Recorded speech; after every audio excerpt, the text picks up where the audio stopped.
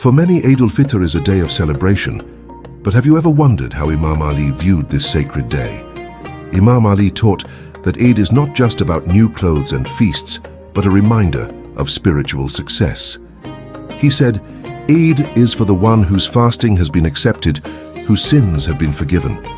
Every day in which you do not disobey Allah is a day of Eid." Imam Ali encouraged his followers to make Eid a day of gratitude, generosity, and continued righteousness.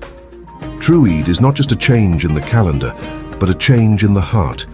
Let's carry the spirit of Ramadan forward by remaining steadfast in faith and kindness.